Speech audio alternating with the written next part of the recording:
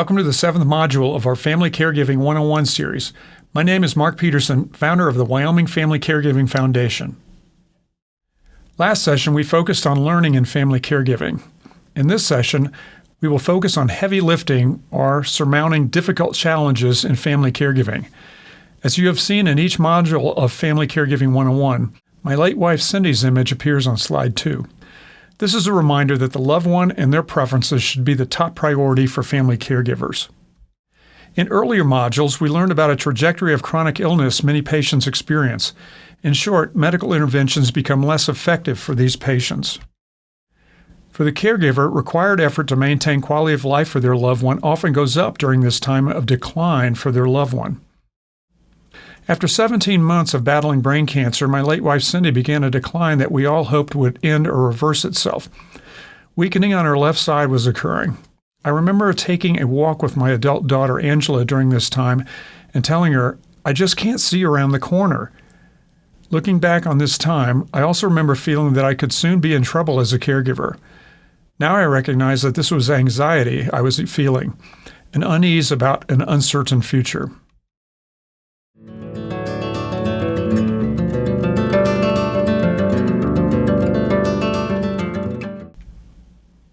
When the load becomes heavier in family caregiving, you and your team will have to do what I term metaphorically as heavy lifting. To do such lifting, one can prepare. The heavy lifter in this photo had to work up to making such a lift like we see. It didn't happen overnight. Diet and exercise can be important in your preparation to do heavy lifting. For example, my late wife Cindy had adopted the anti-cancer diet featured in the book Anti-Cancer by Dr. David Servan-Schreiber soon after her diagnosis. Rather than having 2 different meal preps required in our home each day, I adopted the diet, too. So I was eating healthily for 17 months before family caregiving became more difficult. Cindy and I had also adopted an early bedtime so that we could obtain 9 to 10 hours of sleep each night. We both remained physically active. In sum, we were putting ourselves in the best position for future demands that might be required of us. Looking back on those 2 years, neither one of us contracted a cold, the flu, or COVID-19 during Cindy's cancer battle. I can't say that about any other 2-year period in our lives.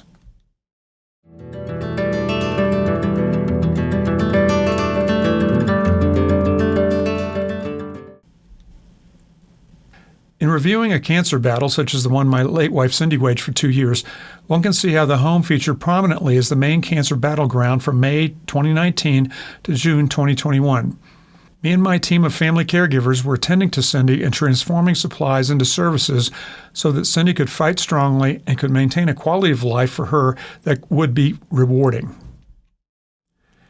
In the 1990 epic American Western film Dances with Wolves, starring Kevin Costner, which won 7 Academy Awards, the film tells the story of Lieutenant John Dunbar assigned to a remote outpost on the frontier of the Dakota Territory during the 1860s.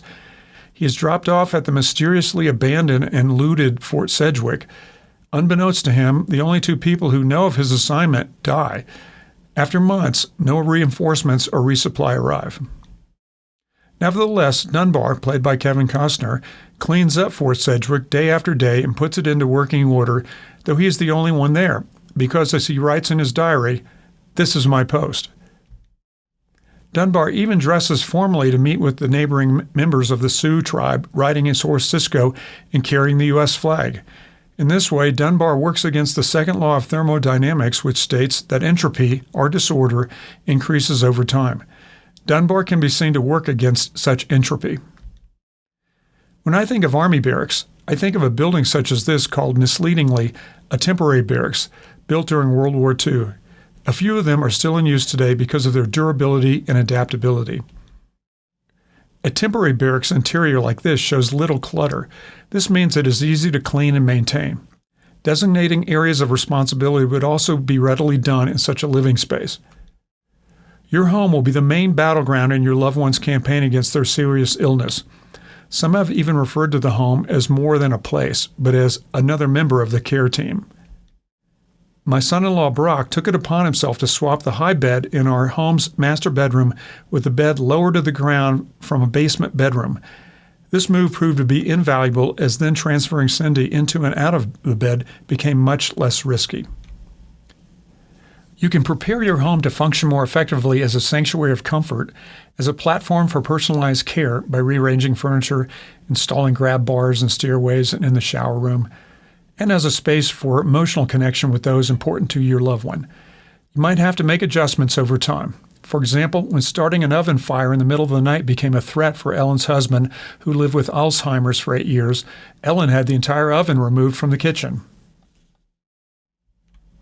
Your loved one deserves a home that is clean and orderly. Clearing out clutter is an important first step. There's less to clean and dust after doing this. By establishing and maintaining your home in this way, you are reducing the spread of germs and other contaminants that can harm a weakened immune system with which your loved one might be living as they battle their serious disease. Others that might help you will be able to find things more readily with a less cluttered home. Take pride in cleaning. A clean and orderly home imparts control and dignity to your loved one. It will boost their morale and self-identity. If you can afford it, have someone come in regularly to help you. Friends might volunteer to help in this way too.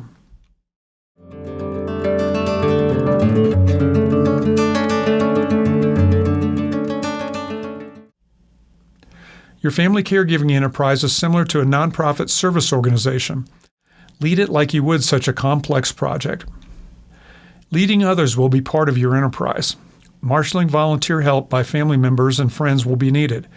You will be brokering with those outside of your family in hospitals, clinics, pharmacies, and insurance companies to provide the right and best services for your loved one.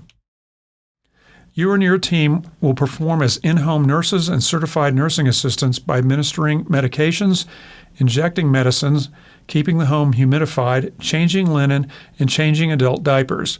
Some loved ones might be downright cranky and difficult over the term of caregiving. You don't want to do it all by yourself for months or years. We reinforced our group identity and strengthened our unit cohesion as family caregivers for my late wife Cindy by sporting red hats. She wore the blue hat, designating her as the one to remain cool. I was the only family caregiver living in Laramie for 19 months of Cindy's 2-year cancer battle. After 19 months, daughter Rachel and James relocated to Laramie for the purpose of assisting in family caregiving to Cindy as the heavy lifting and caregiving ensued.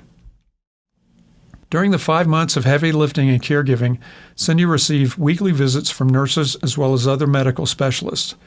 By interacting with these medically trained visitors to our home, Rachel, James, and I became better caregivers.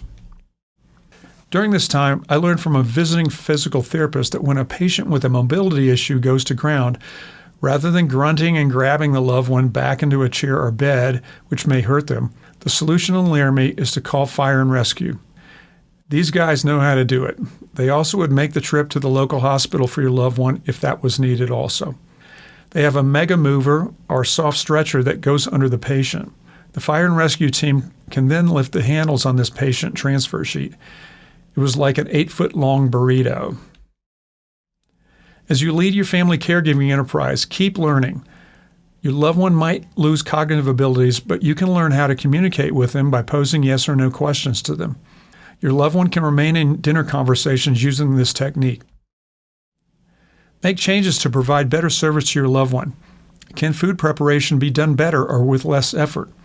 Is it time to grind pills in a mortar and pestle so the powder can be put in a pudding for your loved one to ingest?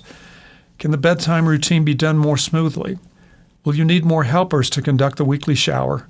Or does the nurse have some recommendations about no-rinse shampoo caps that can be purchased online that would preclude the weekly shower? I think you will agree that the need for learning never goes away during your family caregiving enterprise.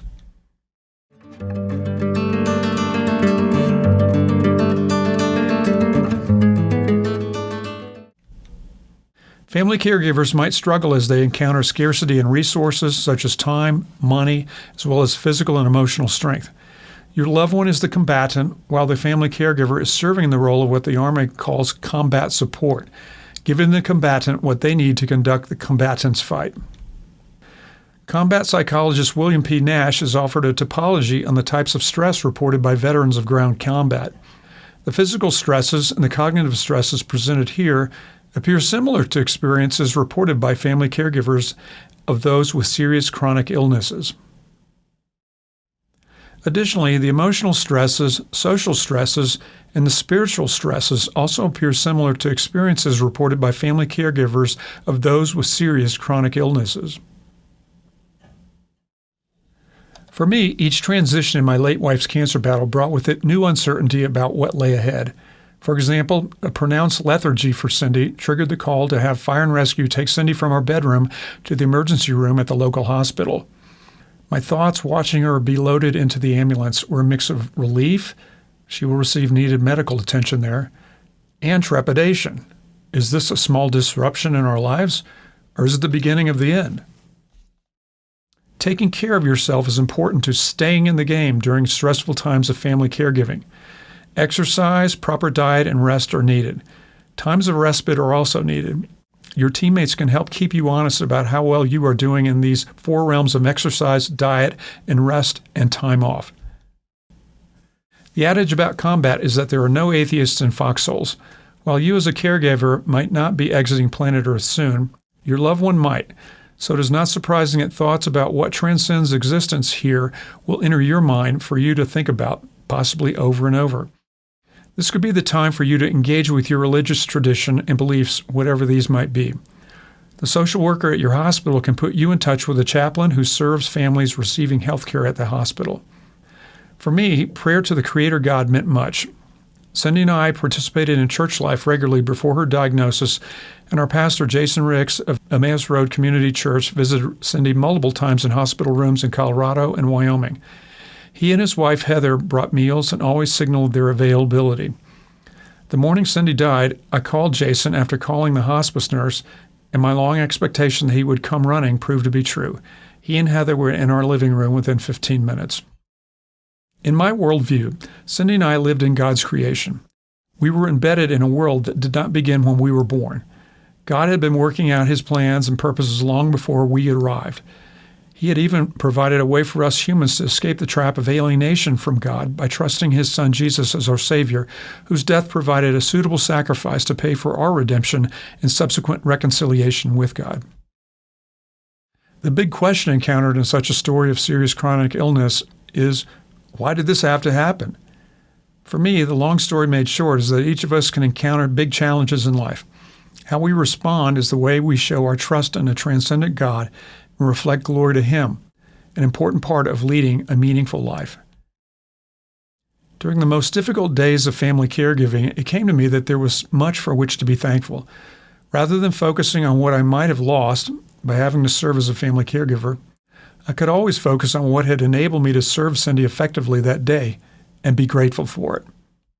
In short, gratitude became a North Star for me, enabling me to reorient on how I could have a thankful heart amidst adversity. As a result, tension would drain away, and I could keep going. This was not my perspective in the early months of caregiving, but it had arisen during a crucible experience over months. Judy Garland stars as Dorothy in the 1939 musical fantasy The Wizard of Oz. It is the most seen film in movie history.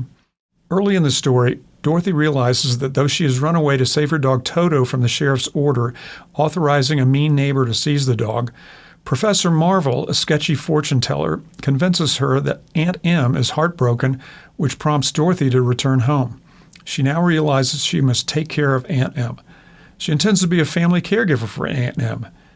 She returns just as a tornado bears down in the farmhouse. Inside, she is knocked unconscious by a flying window. She wakens to find she is in another world. As we know, Dorothy then sets out on the Yellow Brick Road on her way to meet the Wizard of Oz, who can tell her how to return home to Kansas. Along the way, she meets a scarecrow in search of a brain, a tin man in search of a heart, and a cowardly lion in search of courage. During the most intense days of family caregiving for my late wife, I find myself praying for 3 things: a keen mind, a big and growing heart, and courage. After Cindy's death, I realized I had been praying for the things sought by the friends Dorothy met on the Yellow Brick Road. In a sense, during the heaviest lifting of family caregiving for me, I had to come upon what the author Frank Baum had distilled into his acclaimed children's book of 1900, The Wonderful Wizard of Oz. Baum's genius as an author led him to identify what those seemingly lost and far from home, like Dorothy, need in their journey home: a brain, a heart, and courage. As it turned out, that's what I needed too.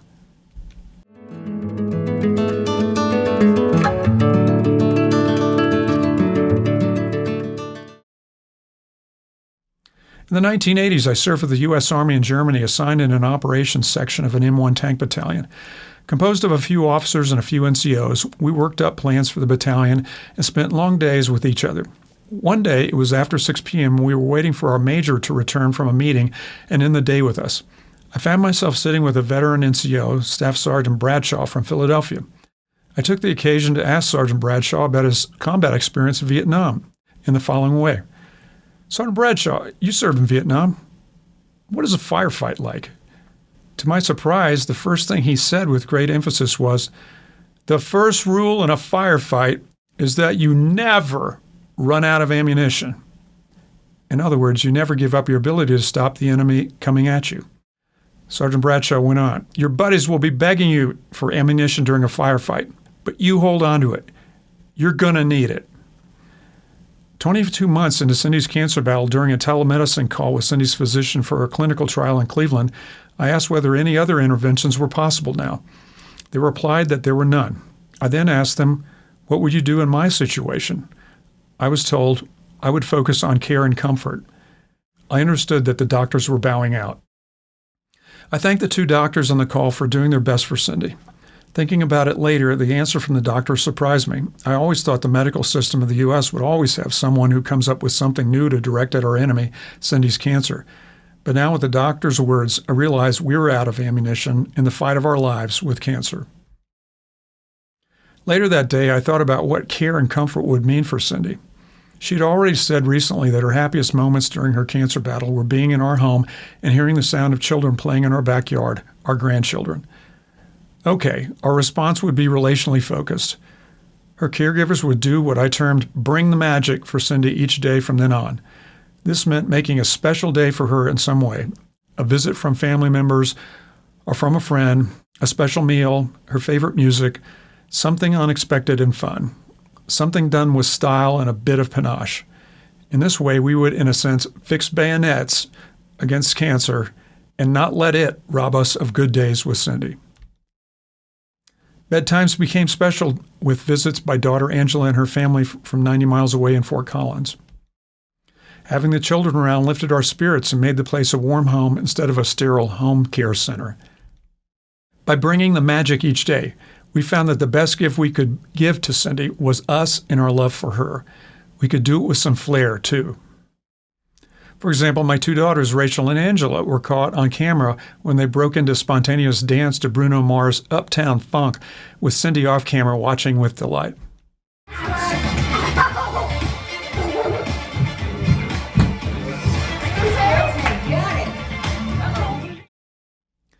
In addition to long-distance visits from Cindy's three sisters and their husbands, I recruited friends to make special visits as part of bringing the magic.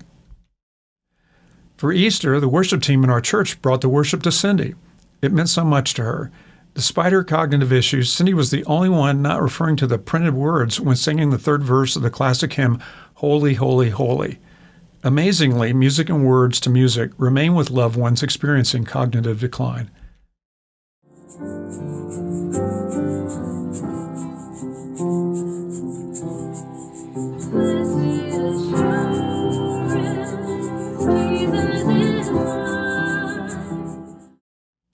In the New Testament's 13th chapter of the book of 1 Corinthians, the Apostle Paul writes about love. He says, love is what lasts when all else fails. Quote, love is patient and kind. It doesn't burn with envy or parade itself around. It isn't proud, rude, or self-seeking. It doesn't get irritated quickly, and it doesn't keep a record of wrongs. Love isn't glad about injustice, but rejoices when truth wins. It bears hardship, believes the best, hopes persistently, and endures through difficulties. Love never fails or comes to an end. Unquote. One of the most rewarding aspects of doing heavy lifting and family caregiving for Cindy was the mutual trust we experienced. I would like to say it was 100%, but because humans aren't perfect, I will just say it was very close to 100% mutual trust. If I was a wealthy person and chose to hire out the caregiving to those, quote, more professionally qualified, unquote, Cindy would have missed out on the magic we brought to her. She would not have received the richness of family and friends rallying for her and doing it with personality and with feeling. In Brazil, there's a common saying, estamos juntos. It means we're together. and that's the most important thing. During difficult challenges and heavy lifting in family caregiving, if you are together with your loved one, you will be led to do the most important things, which likely will mean being together with your loved one. Please join us for the next video in our series about the end and the beginning in family caregiving. This video and other resources to help you become a more effective family caregiver can be found at wildfamilycaregiving.com. That's www.wildfamilycaregiving.com. Thank you.